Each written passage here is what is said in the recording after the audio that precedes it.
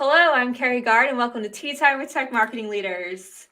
Welcome back to the show. For those joining us live, please comment. I can't see you unless I see you. So we are here and paying attention to the comments, and we want to know who you are, where you're from, and then your questions, most importantly, because that's the beauty of being live, is we get to have a conversation in real time. And Juan and I are here for it. So let's go. Let's go. Good morning, Juan. It's very morning. It's early. It is very morning. Yes, I am currently dialing in from Melbourne, Australia at 6:03 a.m. and I'm excited. I've woken up. I've already had my morning coffee, so I'm ready to jump into the show.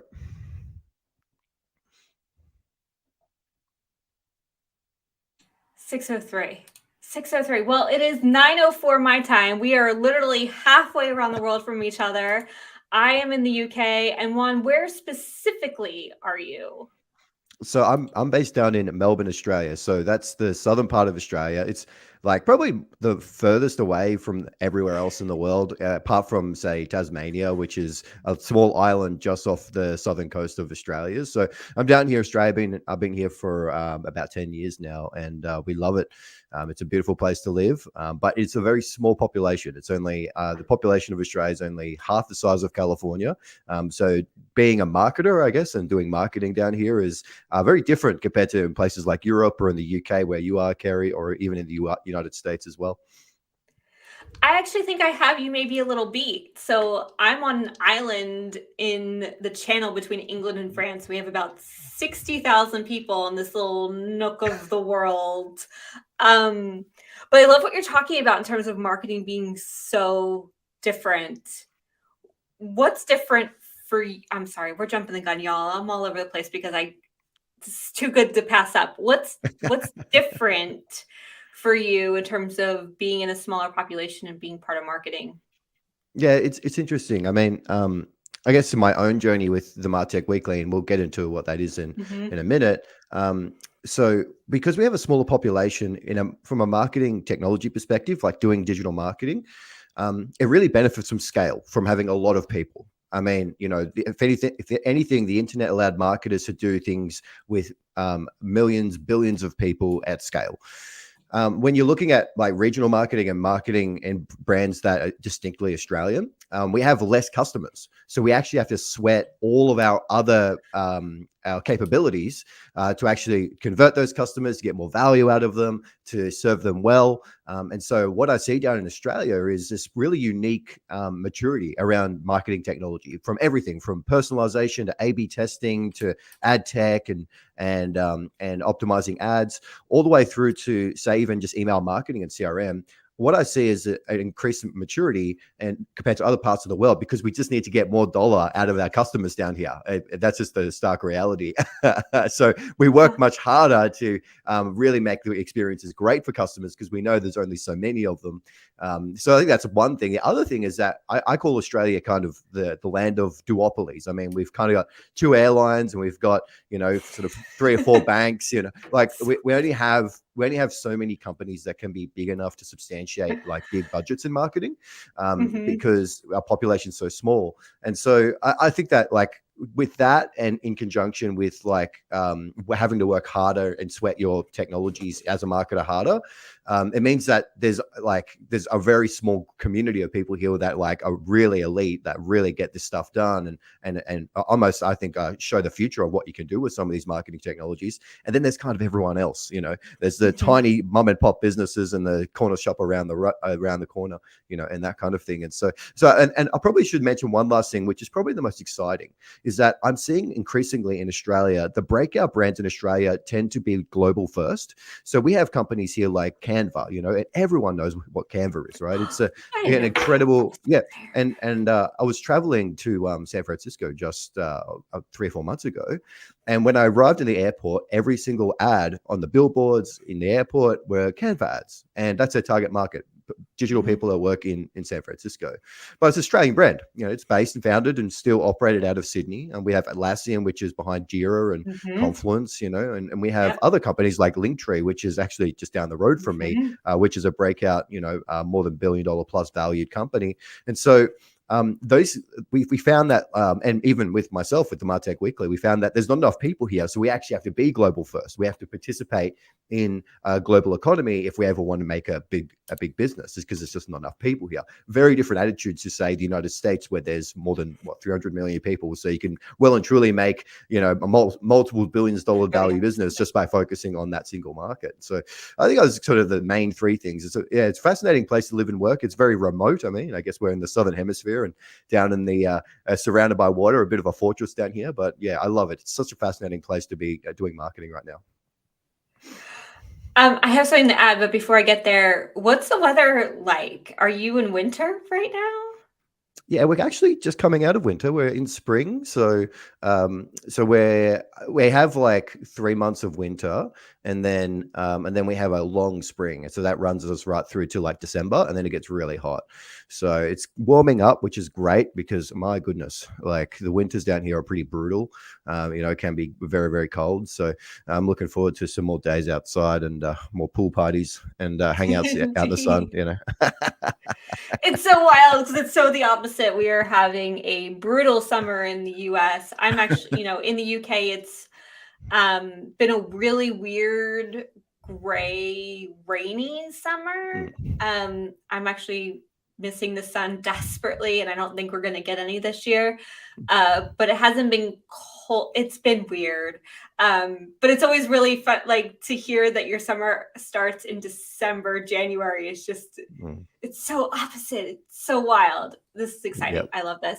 The other thing I want to say about local marketing, and I'm having sort of the opposite reaction where I live, and that they aren't thinking, because we are connected to the UK and we are connected to Europe, and there is a bit of the US that isn't too far away. The marketing here is actually very interesting and very local. So one of the interesting local elements I've seen that I wish I could find a way to like bring back to the US, I guess, in a niche sort of way, is they do car wrappers or like logos on the side of their cars all the time, because what do you do more often here is you drive or you're walking or you're riding your bike and you're looking at cars. And so like the local plumber or the construction worker or the window cleaners, right? They all have marketing on the side of their vans, and it's gorgeous. It's gorgeous, gorgeous marketing with like the catchiest taglines, because they also can get away with so much more, like leaning into Marvel and Inventors and not getting in trouble. So it's a very interesting little local weird part of the world in the opposite sort of way that you're thinking. So I love that. I could talk about this all day, Juan. This is exciting. A little bit about Juan Mendoza is that he's been working on supplying vital insights into the MarTech industry since 2020 as an industry analyst, intersectional keynote speaker, and the author of the MarTech Weekly to help senior leaders work out exactly how the MarTech industry is changing and why. Today, his free Sunday newsletter, go subscribe, and premium newsletter product, TMW Pro, and their inaugural international awards event, TMW 100, reaches more than 1 million marketers across 65 countries. To your point, being global. Look at that. Juan also manages TMW's online community, a regular podcast called Making Sense of MarTech, and frequently collaborates with other publications such as, I want to say WARC, but maybe WARC is another way of saying it. You pronounce that like spot on. Most people can't do it. It's like work, but you got it spot on there, Carrie. Good job. You played the Brits. Living near the Brits. iStagers, Chief MarTech, and the MarTech podcast. Man, you are everywhere. You're everywhere. I mean, this is a lot for one person to like have all their hands in. Yeah. So that's sort of a recap of what you wrote on LinkedIn, but tell us your story. Like, this is what you do, but how did you get there, and how did you get your hands on all of these things, and why is Yeah. that valuable to you? Yeah, no, it's a great question, Kerry, and thanks for the kind of generous introduction there. I mean, I guess I would say one thing as a soundbite, and then I'll explain it. So, I think curiosity is probably one of the most powerful forces in your own career, in your personal career. I am a 100% believer in that. Like, if you're a curious person, if you're exploring the unknown, if you're trying to understand things, and you have that passion truly just to create knowledge, I think you're going to go far. That's my first point. Let me explain that, I guess, with my own story. So I originally I wasn't working as a marketer. Obviously, I'm a founder, CEO of a media business now, but I was never working as a marketer. I've only been working in marketing for about 7 years. I actually started my career as a chef, and then I did a bunch of nonprofit work for a long time, and then I kind of got this job out of nowhere from a friend that made an introduction with this music tech company. And he said, "Oh, they're looking for somebody. They're starting up. Really interesting music product. They're trying to do something new." And I got into the job as a customer service rep, and it was 2 days a week. And I was like, whoa, this is cool, because I'm used to running around a hot kitchen, opening ovens and, cooking stuff on grills and things like that. And I was like, whoa, this is kind of cool that like I can sit here on a computer and get paid to do that. And this was like when I was like, in my early 20s. So I basically got into this job, and then it kind of grew because I was just super curious. I was like, whoa, there's all these interesting technologies. They were wanting to launch an e-commerce. So we set up Shopify, where they needed a process for like all of their logistics and all of the sort of CRM interactions and email notifications. So I set that up with Salesforce, and we started working with agencies to get the word out, and SEO and digital agencies with advertising. And I just was like, I kind of fell in love with digital marketing. I was thought, wow, these amazing tools, and I can reach people from all over the world, and we can convert them, we can make money, and we can grow a business. But more importantly, like we can actually define a customer experience on here for specific customers and make it personal to them. And so the role kind of grew from like a 2-day-a-week customer service role, and then I went to 5 days. And then from there, I went and worked in conversion rate optimization, which is A/B testing, personalization for a number of like retail brands.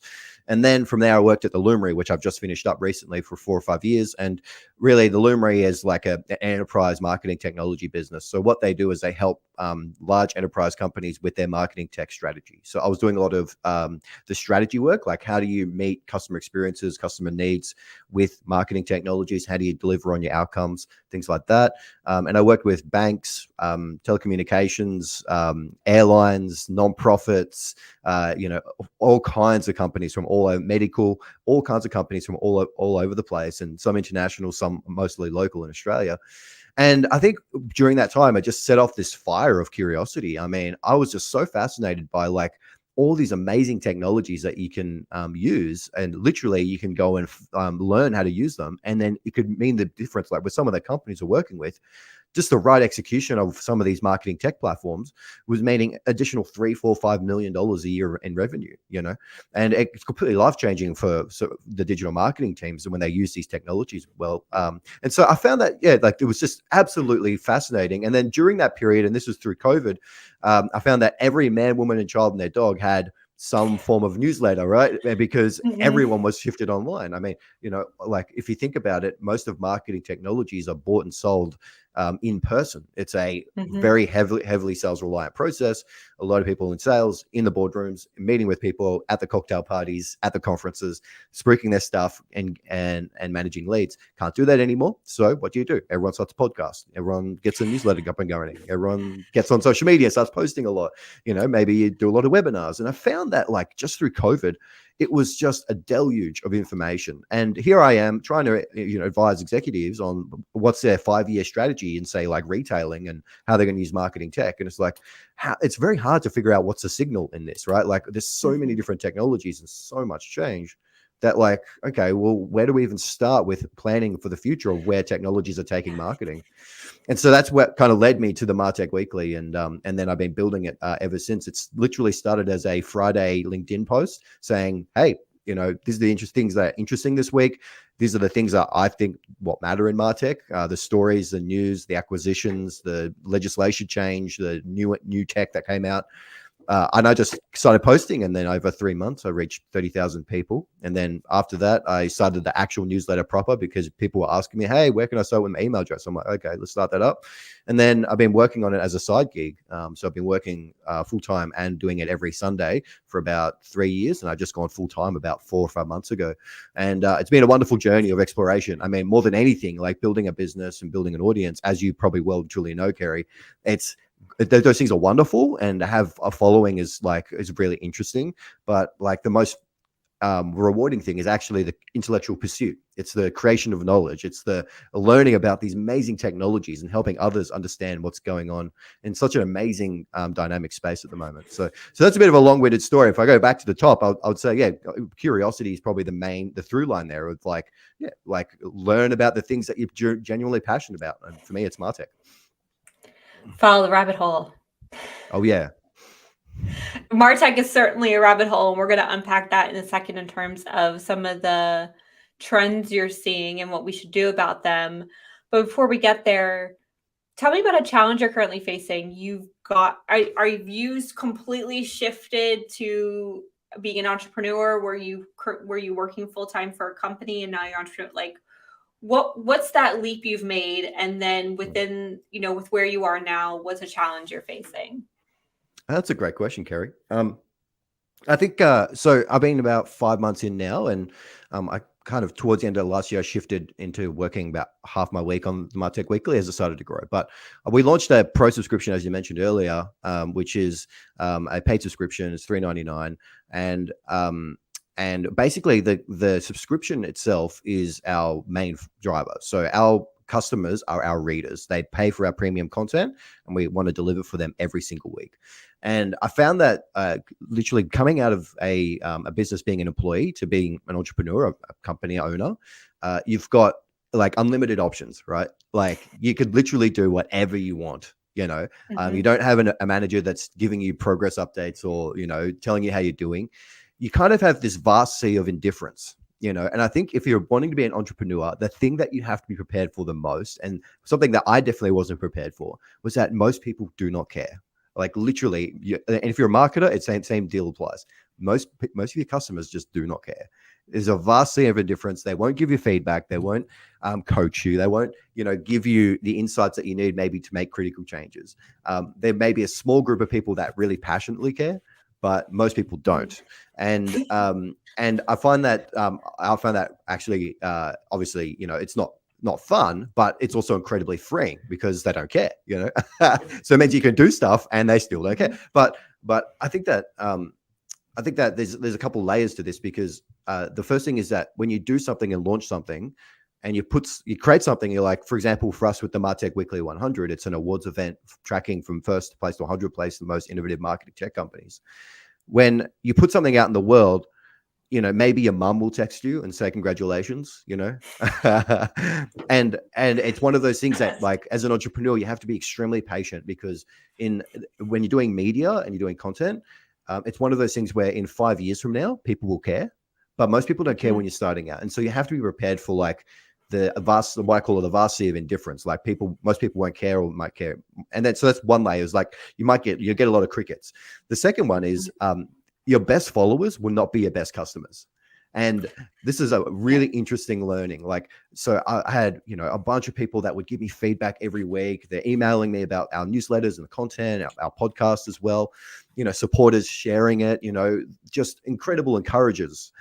When I launched the pro subscription, those people weren't buying. They weren't the ones buying subscriptions. It was actually the people we had no idea about, people in Europe, people we've never met before, and had no idea, but they've obviously been following along. They're the folks that are buying. And so you can have your cheer squad and you can have your customers. Which one do you want to pick? And I would say you want to focus on your customers, because those are the people that are transacting with you. But your cheer squad is not necessarily going to be your customers. And I thought that, got an awesome following, great group of people that still really support me, but none of them are pulling their wallets out. And I thought that was like, whoa, a big realization for me that, well, as a business owner, actually your customer, it can be so different from the people who are actually really highly active with your products. I will say, in my own experience, something that I learned a little late, I wish I figured out sooner or had been paying attention to sooner. is that you're right. There's a difference between your cheer squad outside of your parents. We're not talking about our parents. They're always going to cheer us on. My mom. And the people who are going to pay and pull out their wallets. In my experience, you need both. Peter Wheeler, who's been on my show before and who now I'm good friends with, talks about this as being like a referral friend. Right? Those people that you come to really know and get along with who aren't necessarily going to be your customers, but you build trust with to the point where when they hear about a problem that you can solve, they immediately say, oh, you need to go talk to Juan Mendoza, or you need to go talk to Carrie Gard. Like, it doesn't even, they don't even question who you should go talk about to go solve that problem because they know you so well, where the folks who are interacting with don't. And so I would encourage people to, in my experience, to not lean into one or the other. I would say you need both. Yeah. It is a bit time consuming to try and build that audience. And if you do lean one way or the other, you do get a little caught off guard. Like, how do I have this big audience of folks who like I love talking to, but like I'm getting nowhere with sales? And then you have this wonderful customer base, but then you like plateau at some point and you're like, this is great, but like I'm not growing past this, and what's happening? And so, like I said, it's nice to have both, that if you can build it simultaneously. And I'm not just saying that's easy. It definitely takes energy. Content is a great way to do both. What's in your experience? You said you have those cheerleaders and you have those customers. Is the content leading you to both of those, or is one leading you to more one side than the other? What's been your experience in that? No, I think it's like a really great topic to actually unpack, because if you're creating content, you're trying to build an audience, there's two things that can happen that I think are what I would call like an anti-pattern, things that you probably don't want to fall into. The first one is parasocialism, and the second one is audience capture. So parasocialism is this idea, and it's been around for a long time, but it's this concept of like when you have people following you and listening to your voice on podcasts and reading your content or your blogs, and maybe they're seeing you on live shows like this one.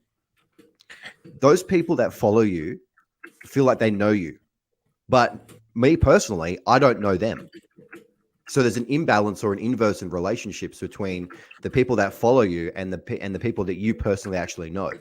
And so when I go, say, it was a little while ago, I went to a conference, it was an Australian conference, and did a talk. And I found that it was extremely exhausting, because like all these people wanted to talk with me. And after I did a keynote, I spent like 45 minutes talking to 7 or 8 different groups of people. But they all came up to me wanting to have a conversation or a coffee chat or whatever, because I feel like they know me, but I actually don't know them at all.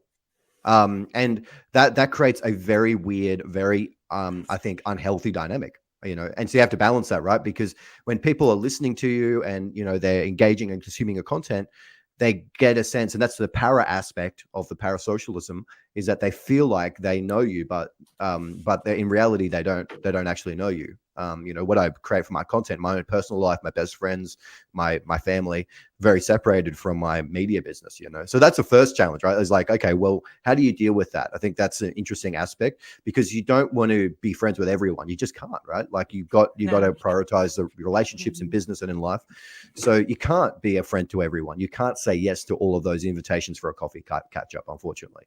But when it makes commercial sense and when it's good for your business, then great. If it's good for your research, awesome. So it's the first one. The second one is this audience capture aspect.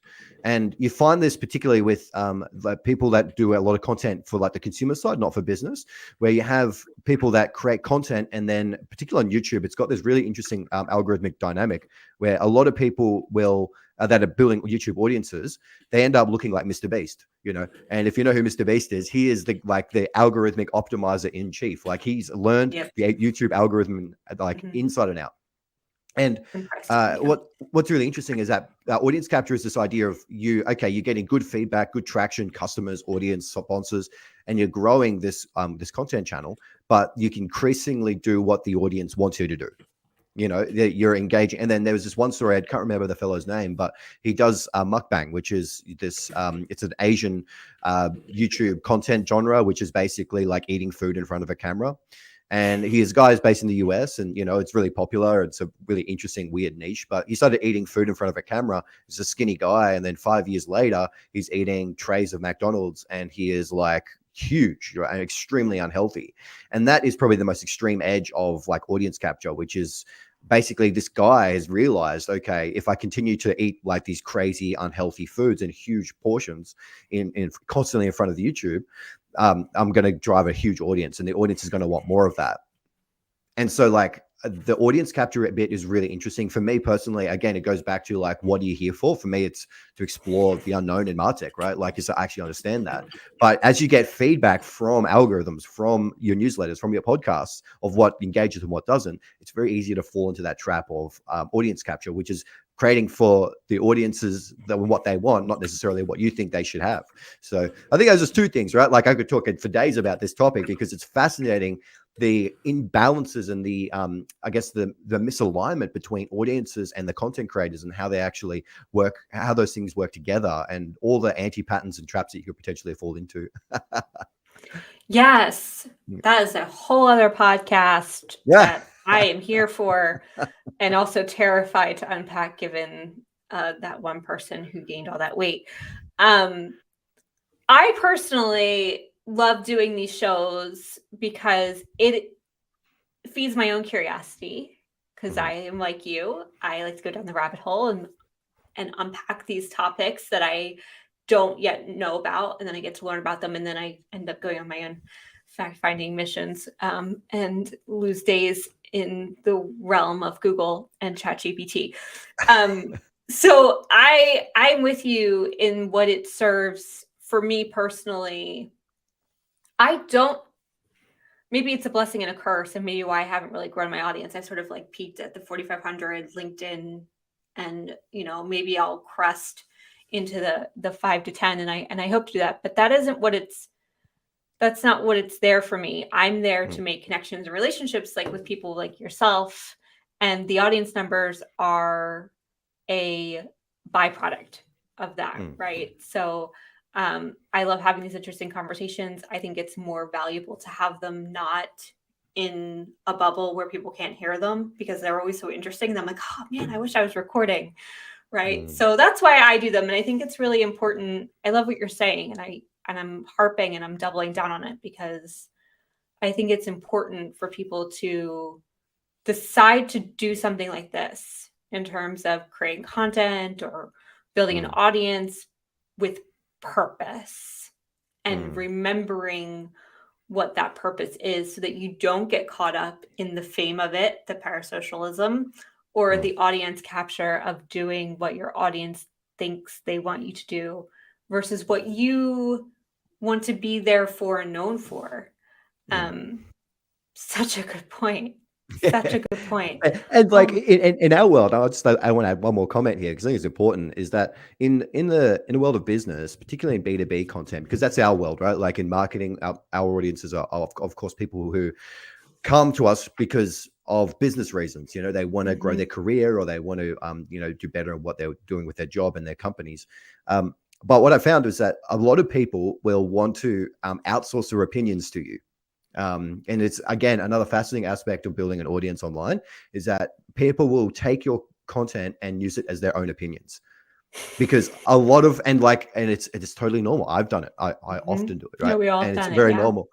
And again, it's another scientific word, which is memetics, right? Like we want to, and it's like the construct of memetics is memes, right? We want to copy each other, right? And copy each other's opinions and views and evidence and arguments and all of those things.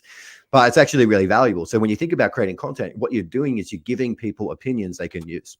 They can, with their boss, with their team, with their own thinking. And people want to outsource those opinions to you, right? And so when you have people that have a conflict with that, right? When they don't have those opinions, you get a lot of negative feedback, because they're like, oh, that totally disagrees with my view or my opinions. But a lot of people, I think most people in business, are more than happy to outsource their opinions to others. I think the vast majority of people working in marketing are happy to outsource their opinions and to get their opinions from somewhere else instead of actually thinking critically for themselves.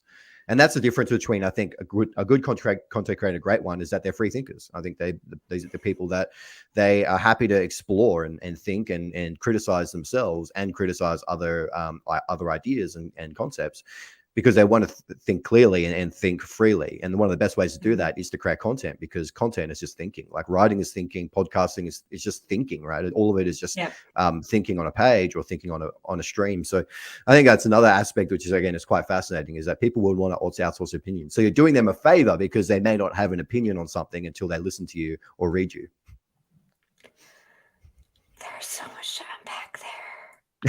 Well, because I want to get on my high horse like real bad and talk about this. So let's spend not even 5 minutes, because we will lose our hour in this for sure. I think the challenge I'm having with that, it's totally happening. It's completely happening. And the challenge I'm having with that is that it's creating a dichotomy of people who want to put out very clear opinions, advice, I call them advice monsters, around what people should do because I'm telling you to do it.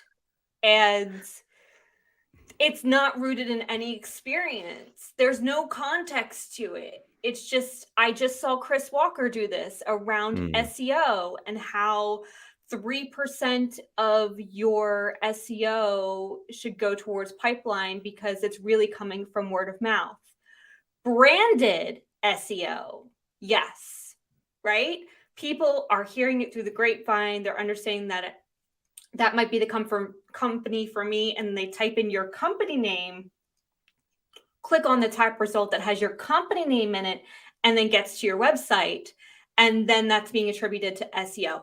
Totally agree, right? But he's blatantly saying SEO is getting 75% of your revenue when it's only should be 3%. It's like, there's so much nuance in there. So can we stop? Like, it's so like I just want the link bait, so I'm going to make this blatant comment, and people listen to him. He's got a huge following. What he says matters, and I think he should be taking more responsibility for that. And I think more people in his I think David Gerhardt does a little bit better job of taking responsibility and talking about his experience and what he's doing at Exit 5. At Exit 5, here's the experience we're having with this thing that we're doing. And he's taking responsibility for that. And I think we could all do a better job of storytelling and rooting it in our own personal experiences than saying, this is what you should do, and here's why. For no other reason than me telling you to. I want to ask you a question, Kerry, if you don't mind. I know you're interviewing me, but I'd love to ask you a question. What did you study at university? Did you study marketing? Whoa, there we go. What's that? I studied photography. You studied photography. Okay. So it might be a bit different because I guess from when I did my university, I did it in theology and philosophy. So it was majority was essay writing, actually. It was like writing. Well, you know what they teach you at university is that you get a bad grade if you have a singular opinion. You have to actually discuss and have a discussion with the evidence. You have to weigh the evidence. So much evidence. Yeah. You just have to go, here's evidence for, here's the evidence against your thesis or your proposition, and you argue it, right? Yep. What we see on LinkedIn is and on Twitter as well, and for a lot of B2B influencers, is a complete opposite of that. The algorithms actually incentivize the worst intellectual behavior, because what we actually taught in universities and what a professional would learn, particularly in academia, would be you have to weigh the evidence for and against. You have to show your thinking for and against. And when we see this culture of hot takes, of contextless advice, as you mentioned with Chris Walker, what we're seeing there is not folks that are thinking rigorously or intellectually about these topics, but folks that are captured by the algorithm. I mentioned earlier about audience capture. There's also an algorithm capture as well. Like, the algorithms, the social feeds, the things that are optimizing, they go, if we do a hot take, for example, Scott Galloway is a good example of this, right? Yep. He'll write in his No Mercy, No Malice newsletter or in his podcast, he'll have hot takes about all kinds of things. And it's one-sided opinions. He's not very, not a lot of depth there in terms of their arguments, not a lot of nuance, because people don't want nuance. People just want a hot take and an opinion. And that's a really great way to grow an audience fast. But you know what? The audience amount does not matter compared to its quality. Like who is actually listening and reading to you, reading your stuff, is actually way more important than the volume, right? And so what you find with B2B influencers with large LinkedIn followings is that they'll try to do these like very inspirational, almost self-help type stuff, like Simon Sinek. Like he's the worst culprit at this stuff, right? Like he is the guy that's like, start with why. You know, he has these very funny 2-minute clips about leadership, and really he's just leveraging other people's insecurity. Like that's what he's doing. It's not very rigorous, again, intellectually, but like, and then you have the guys that are like advice givers that is very one-sided, one point of view, and not very like reasoned. And so I think for us with the Martech Weekly, the audience that that we engage with the most are people in senior leadership that have that need that to actually discuss and to explore some of the evidence on both sides. Like most of my essays are not like one hot take. It's like, this is for, this is against, and these are the sort of arguments for each. And kind of this is where we sit on this topic. You know, for example, is the metaverse dead? Well, there's arguments for and against. There's still some big deals and some big venture funding happening in the metaverse right now. But it's also, you know, the amount of people on Meta's Horizon Worlds, which is their like, you know, their landmark MarTech product, is abysmal, right? There's no customers in there, right? And but then you have like, this is not just individual content creators. This is like massive firms as well, right? So McKinsey, as an example, put out a report 2 years ago saying that the metaverse is going to be worth $5 billion by 2030. You know, and it wasn't just McKinsey. It was Accenture. It was Bain. It was all the big consultancies. They're all saying these huge forecasts, right? Because the 5 billion in 2030 is a really cool headline, right? And it captures attention. It's a hot take, not on a nuance. What happened to the metaverse? Well, it's in the bin. And so when I see, like, I was at a conference in Las Vegas just a couple of weeks ago, and I was at the conference, and there was a guy that was coming to speak. I follow his newsletter, and I was sitting with the editor-in-chief of the media company that owns the conference. And I'll say, well, you should probably watch out for this guy because he only does one-sided points of view. He doesn't look at the evidence. And as he was speaking, I was just sort of talking with her at the same time, and I was like, as you can see, this argument here that he makes about like tech is dead and whatever, you know, he made a point about layoffs, I think, and you know, how big tech has done a lot of layoffs. But I also said, well, if you look at the research, big tech's actually hired more people than they've laid off in the past 3 years, you know. And so I was kind of going through his arguments as he was speaking. I said that, you know, this is not wrong, but he hasn't added this nuance to his arguments. But he's got a big following, and he has a very aggressive, very angry hot takes. But again, it's like, if you want to live in a world of hot takes, you know, that's a place for imbeciles. Like, that's my view, right? That's a place that you're not going to learn, you're not going to grow, because hot takes get you nowhere, right?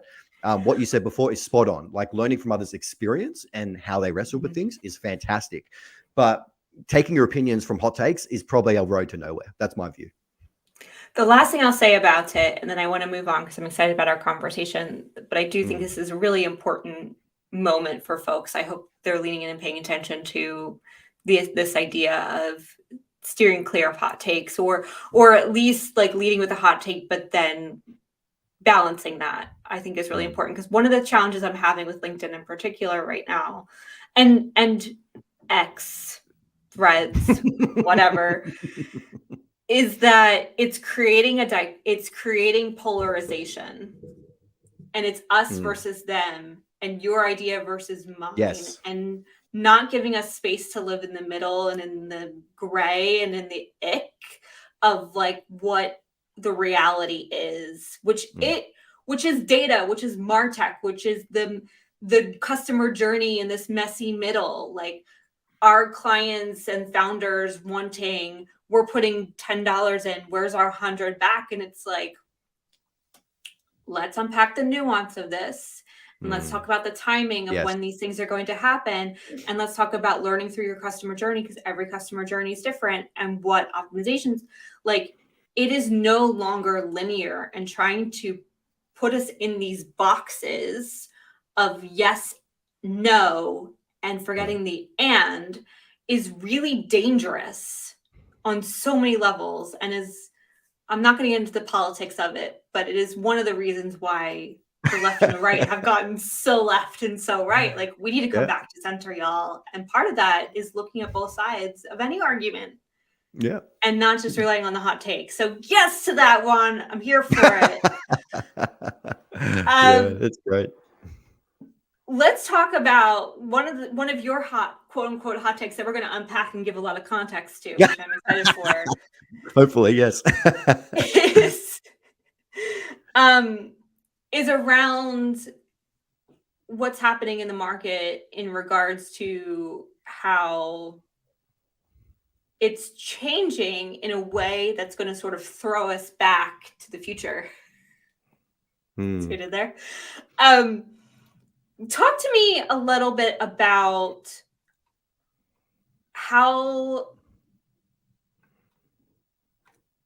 what the changes have been in the market that you've seen, and what opportunities reside with those changes.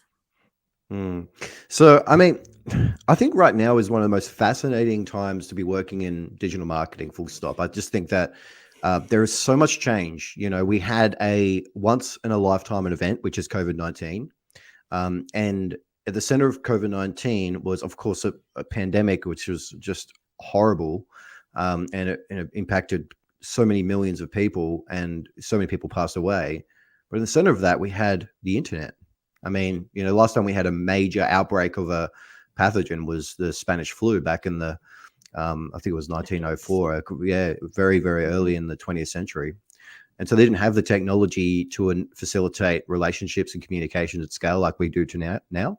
So if we look at ourselves historically over, say, a period of 100 and 150 years, we've had all these things line up for digital marketers that we've never had before. We've had the internet become mature enough that marketers can use it. You know, like if you go back to the like the 90s, the early 2000s, very hard to do marketing online purely because it was a world of developers. Like the foundations weren't being built. The internet wasn't fast enough. It wasn't in your pocket with your smartphone. You know, so we reached a point of maturity, an apex point of maturity, with how marketers can actually use data and content and experiences online.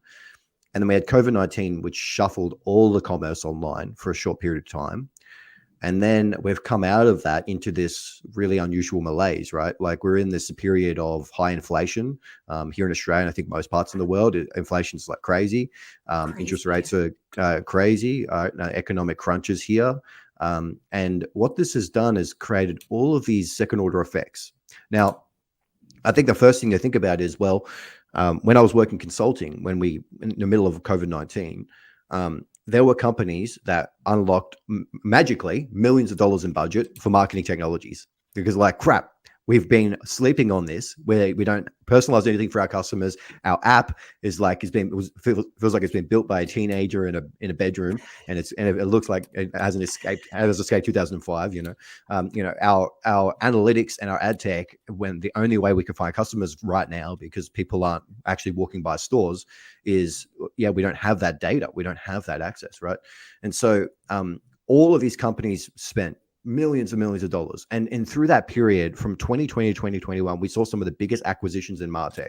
We saw, Salesforce acquire Evergage, which is a CDP, and, they've repackaged it into their own customer data platform, which is a way to manage your customer data. They made that acquisition. You had Episerver acquire Optimizely, which is Episerver's, it was like a CMS platform. They acquired Optimizely to enable personalization, A/B testing within their own suite of products. We had Intuit, the folks behind TurboTax, acquire MailChimp of all things, right? MailChimp, unbelievable success story. Definitely look it up. But MailChimp they're a small to medium business email marketing tool that's been around forever. And Intuit's like, no, we're going to acquire this business because companies will need to interact digitally with their customers. Small businesses will need to do that, and they're creating their own portfolio. So you had all these acquisitions, but it's actually driven by like really cheap capital, a lot of venture funds going into MarTech, a lot of funding, a lot of acquisitions. But underpinning that was just a lot of big enterprise companies and a lot of small businesses were needing to use these tools. So we saw these two periods from 2020 to 2022, early 2022, we saw this period of extreme growth. And then we get into this what I call this period of fantasy, right? So we had like the metaverse. You remember Mark Zuckerberg? He did this fantastic video on the metaverse and this future, right? Because like from Mark Zuckerberg, from Toby from Shopify, through to Sundar Pichai from Google, like all of these guys, they had this extreme optimism that the way that consumers are behaving now during COVID is going to be mostly retained after COVID. And that hasn't been the case. And so we had all these fanciful, crazy ideas, like the metaverse was so vaguely defined. Is it 3D worlds? Is it NFTs? Is it crypto? Is it Web3? And we were captured by hype. A lot of that was just hype. And then now we're moving into post-COVID, where it's all of this is actually even turbocharged by things like generative AI, large language models, and that's the hot thing at the moment. But what's this done is actually just accelerated the hype cycles for a lot of these technologies. So when I talk to marketers, right, one of the challenges, one of the problems right now, and the changes, is just dealing with the hype. Like, what's hype and what's real? Should we use generative AI in our business? Well, these marketers are asking the same question for the metaverse. Oh, should we have a metaverse strategy? This was back in 2020, 2021, and so a lot of marketers need to explore these things and experiment, of course, but there's so much hype fueling this backdrop of new technologies or new technologies, new ideas, that marketers are just completely confused by it. I saw one job ad. I saw one person on their LinkedIn profile. They went from I think they were working at Coca-Cola or at a consultancy, but they were like the chief metaverse officer, and then they took the job as the head of Web3 technologies, and then now they're the head of generative AI. Right, this guy's just made a career of like jumping from one hype cycle to the next, and like that's a pretty cool illustration of like right now, like COVID has created this crazy expectation that like most consumers want online experiences, and most consumers want these fanciful ideas like the metaverse and NFTs and even generative AI and all of those things, where actually there's some really great arguments against those things. And so I feel like going back to our original points about just earlier, was like I feel like marketers have lost a bit of their capacity for like really being critical and critically thinking about the technologies they buy. I mean, even a latest research report from Ascend 2 this year say that I think that more than 50% of marketers use less than half of their existing marketing technology stack. So the existing tech that they've already bought, they're using less than half of it. That's about 50% of marketers. And I look at that and I'm like, yeah, because we're in this sort of hangover, right? Like we bought a lot of stuff. Oh my gosh, totally. And a lot of marketers don't like, an amount of brands I've worked with in the past that they spend upwards of $500,000 on these tools, and it's literally on the shelf because they bought it with some expectation and they never put process and people around it, never trained their staff, never actually worked at the use cases to actually implement the technologies. And so I think if I could say anything just off the back of that, a monologue around all these changes, is that I think we're heading into this period of like, I would call of extreme pragmatism, right? Because a lot of the ideas during COVID failed. A lot of the ideas kind of didn't peter out. A lot of people were left wanting. And then even with the marketing technologies they bought, a lot of them being underutilized. And so I think we're in a good 2 or 3 year cycle now of extreme pragmatism, cutting the budgets, using tech less, or using the tech you have, or sweating the stuff that you have at the moment instead of exploring new ideas. And that's not just the tech cycle, but it's also the economic cycle. I mean, my CMO budgets are being slashed everywhere right now. It's really hard to get that budget for tech anyway, right? And explore those new ideas. So I think that's sort of the main thing, is like we're in this COVID-19 malaise. We're in this period. It's very tough to do marketing, and a lot of the technologies are not really petering out, but that's my view. I loved how you called it a hangover. It totally is. One of the things that I also feel like has changed in this shift from all this testing is the audience, like how we have changed as consumers, both on the B2B and the B2C side. And I don't think we're in a place where we want the cold calls, where we want to engage with sales folks, where we feel like we've sort of been through using a lot of this tech and realizing they sold us. Here's a great example. So I'm not going to name names because they are a wonderful company and we've been with them forever. But I think they got a little I think they lost sight of like what they were trying to do. And so we've been using this technology for a long time. And we're sort of ingrained with them, and we pushed really hard to like figure it out. But now we're like, it's bigger than what we've lost sight of like what it is we're really trying to accomplish. Yes. Because we've been trying to make this technology work for us, and we need to get back to basics.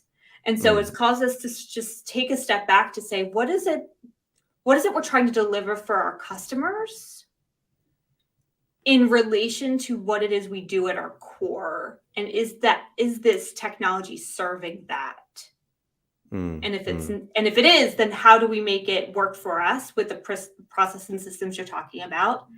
And if it's not, then we need to cut it loose and get back to something more simple that can do it for us in a more financially stable way. And so I know that I'm asking these questions. I know I'm not the only one. I do think there's going to be a tech renaissance of like being really critical of, this is the problem I'm having, and you say you can solve it. Can you? Like, yeah. Well, it's if you're right now, if you're working at a marketing technology vendor and you're doing sales, it is hard, right? You're sweating. It's a tough job because, you know, I think that there is just a concept of like a zero interest rate phenomenon, right? For example, if capital's cheap, right? If it's easy to raise funds and a lot of investors have capital to deploy, they'll tend to just deploy it on the craziest ideas, right? Because in venture capital, it's like you get one winner out of, say, 1,000 losers, you know, and it's very similar to like gambling in that way, right? You pick one winner and they'll get an entire return on your investment. The others won't. But that's like a zero interest rate phenomenon, right? When the capital's cheap, right? Like in a lot of businesses run on financing, when the capital's cheap, they can splash it around and explore these ideas and not have a real, concrete purpose. Like why get into NFTs if you're a company like an airline like Qantas, right? Like why would you do that? Or, you know, one of the examples I use a lot, which is, it's funny, but it's also extremely sad, is Walmart. Walmart launched a Roblox digital world, right? And like, so it's like a metaverse world, and it was like unusual, right? It was like this 3D world you can use in VR or use on your laptop. You can go and explore. And one guy on Twitter joined the live stream like virtual event where the CMO got on the stage and talks about the Walmart experience. And he gets on stage and there's like no other avatars in the crowd, right? There's just no one there. This is like early 2022. And you could see that they're exploring these ideas, and who knows how many millions that they've invested, whatever, into that kind of project.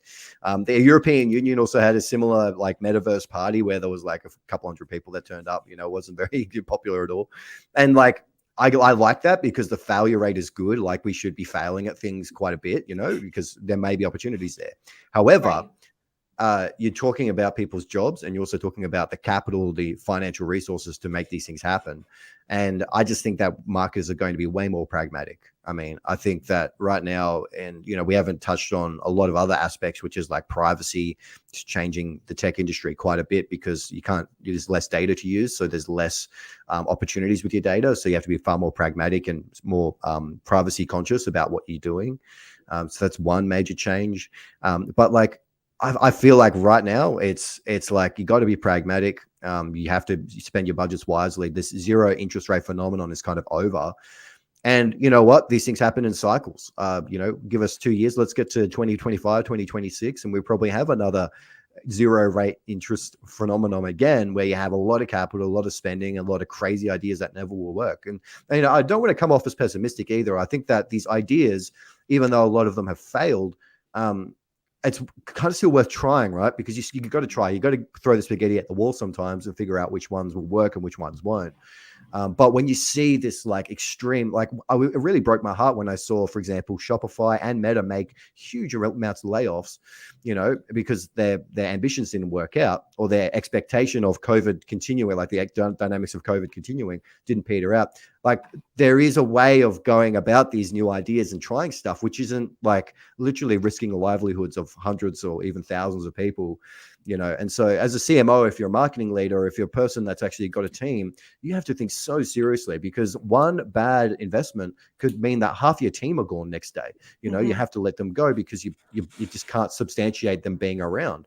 And that really breaks my heart. We're talking about people's careers and livelihoods here. It's not just ideas and concepts. It's actually people working to make this stuff happen with passion and grit and determination. So I think that's one of the things to perhaps look out for, is if you are a CMO right now, being pragmatic is probably a good season to do that, just because it is a very tough time right now to actually make a lot of these ideas work. What are some ways that we can be pragmatic? Right. So we threw a lot of spaghetti up against the wall. We tried to see what would stick. We got caught up in the hype of it all. We're getting caught up in the hype of AI. Whether it's hype or not is TBD. But in the moment of it being really new and us figuring it out, it's currently hype. I think we can all agree to that. It's probably being a bit overblown than what it'll peter out to be. It's definitely going to change the landscape, but to the degree we think it will, I don't know. Time will tell. We do still need to pay attention to and not lose sight of what has worked in the past, or what used to work that we've forgotten about. In your experience, what are some of those things that maybe we need to dust off and bring back and say it used to work and it can work again? And let's go back to, I don't want to say basics. I think these were really, there's definitely stuff out there that's not basic, but that we've sort of lost sight of. Yeah, this is a fantastic topic. I mean, I wish we had a little bit more time to talk about it, because it's right now one of our themes in Martech, in the Martech Weekly, is this back to the future, which is we're returning back to some of the foundations of what make marketing really great, because of this pragmatism, because of this growing disillusionment with these tech trends and these hype cycles that are happening. But there are other shifts as well. I think right now, I'm seeing a lot of companies that were very focused on digital ad spend actually return back to brand advertising, like out of home, TVCs, the mass market approach to marketing, and actually allocate their leadership and their budget to that. One really good example recently is Airbnb. They were very heavy on performance marketing for a long, long time, but they've actually just shifted over the past 6 months into a very much focused on brand marketing, on actually getting their brand out there. And I think that's a really interesting one, because the divide between brand marketing and out of home and above the line, if you want to say it that, and then all the digital activities, like the advantage of digital is you can measure things, right? You can do performance marketing, you can incrementally change things and get higher numbers. With the brand marketing, you're kind of experimenting a lot more. It's a lot more free form, and you don't get those tangible metrics that you might like in attribution. So I think that's one area which I think is worth exploring, is like, okay, well, how can you go back and get your brand out there, not necessarily do this hyper targeted marketing that you see with the performance digital advertising folks. So that's one thing. The other thing is that I think that right now we're looking at options, particularly in the privacy challenges right now. So right now we have the GDPR, we have the CCPA, which are all these acronyms, basically different regulatory bodies. Down here in Australia, we have all these new regulations coming out, massive shifts in tech. And what's happening is that that's actually creating this pressure on the industry where privacy and data security are becoming more important. And we're seeing with unilateral moves from Google removing third-party cookies, and Apple with their Apple tracking transparency and all of their privacy changes across their devices and their ecosystem. Like, that is actually causing so much change. It's actually really hard to do mobile targeted ads now because of Apple's changes. Third-party cookies will make, like, I think martech.org say that from their recent survey, they said that 70% of marketers are still heavily reliant on third-party cookies.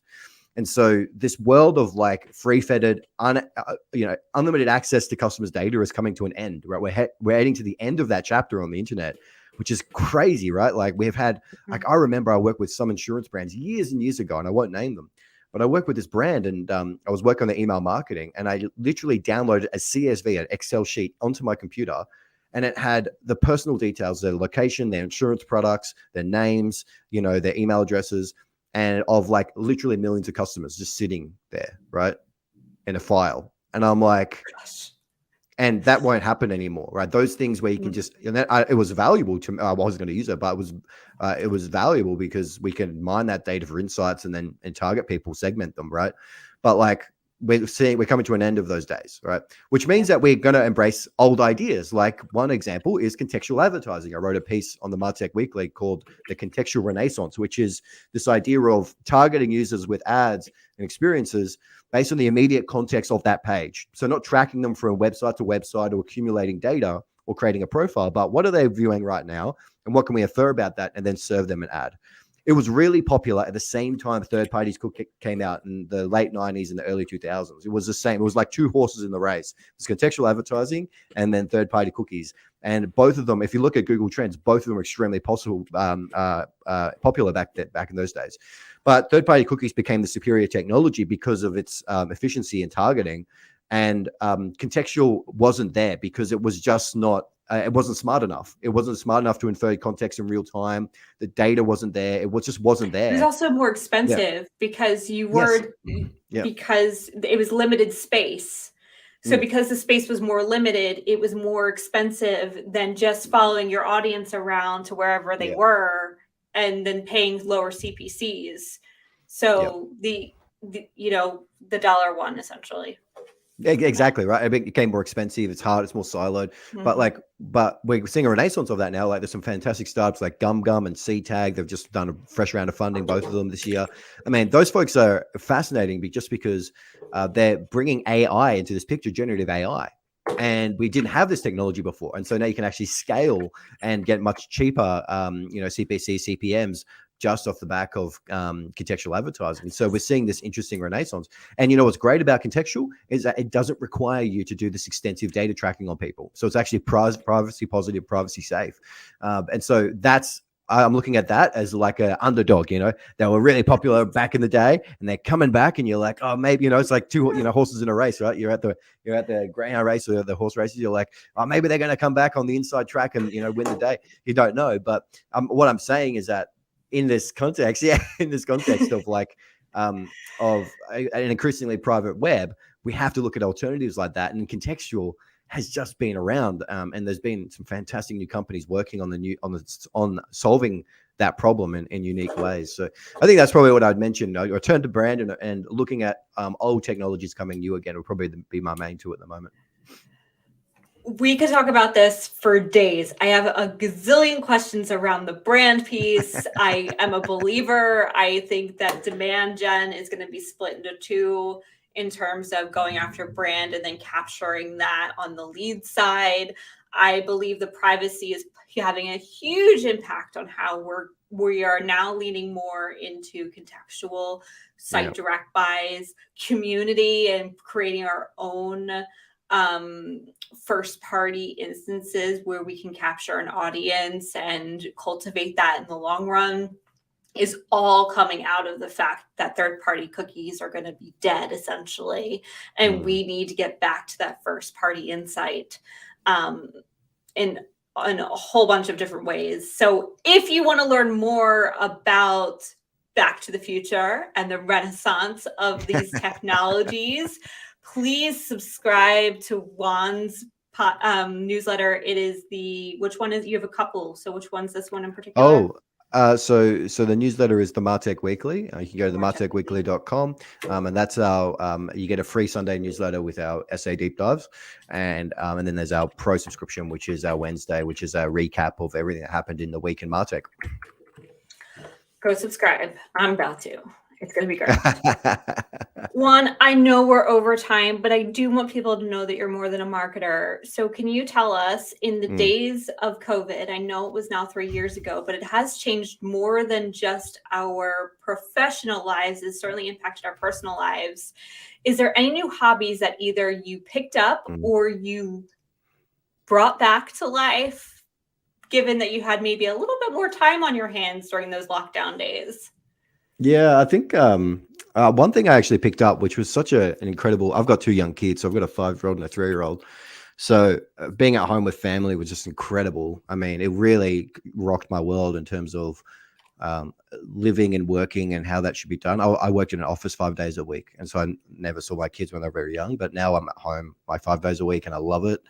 But what it's given me extra time for is actually music. So, you know, I produce music on the side. It's like a personal hobby I really enjoy. I've actually just started learning piano properly, but I think I've created about like 120 song ideas in different stages. You know, some complete, some are sketches. You know, and so it's like digital producing, you know, sampling and things like that. So that's a hobby I definitely picked up, and I love it. It's such a great, relaxing way to spend time and be creative in different ways. I mean, TMW is a very creative business. Like we're constantly writing, creating, you know, doing all kinds of stuff. So I like the creative in a different format, which is music. So yeah, that's something that I've always, you know, done bits and pieces, but I never really actually got into it proper until COVID-19. It gave me that opportunity. So it's a great question. Thanks for asking.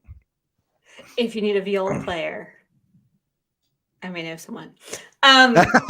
Kidding, half kidding. Yeah, no, I played the viola for a long time, for 15, 20 years. And then I put it down. And then when I moved to this island, I ran into someone who was a music teacher. And I was like, can I just see if my fingers still work? And she was like, sure. So 15 years later, I picked it up and then muscle memory's there. And wow, music's been brought back to my life. So I love to music, right? Like just the creative outlet of that. I also find it's a great brain break. I can't think about anything else when I'm playing, which is so important. Like, you know, for intellectual work, it's not, people think they're resting when they're sitting on the couch watching Netflix. And actually, no, that's not rest. Rest is actually using your brain in a different part of your intellectual life. You know, like that's what I find the most refreshing part of it is it's a totally different workout for your brain, but you come back refreshed because you take that time away. It actually forces you to not think about, you know, the day-to-day work of what we're doing, podcasting, you know, content and media and also marketing as well. So yeah, it's a great point you raise. Wonderful. Juan, this was a hugely important conversation. I hope people are leaning in. If you haven't had a chance to listen to it, you listen to this in the recording, please drop us your questions. We will answer them, we promise. Yes, thank you so much. If you want to learn more about Juan Mendoza and TW, I'm going to get that wrong. TMW. TMW and the Martech Weekly. Please head on over to his LinkedIn profile and subscribe to all the things. Please do that. This episode was brought to you by MKG Marketing, the digital marketing agency that helps complex B2B brands get found via SEO, digital ads, and measures all the analytics. It's hosted by me, Carrie Gard, CEO and co-founder of MKG Marketing. And if you'd like to be a guest, please visit mkgmarketing.com to apply. Juan, thank you so much. Thanks for having me. It was an absolute pleasure, Carrie. Thank you.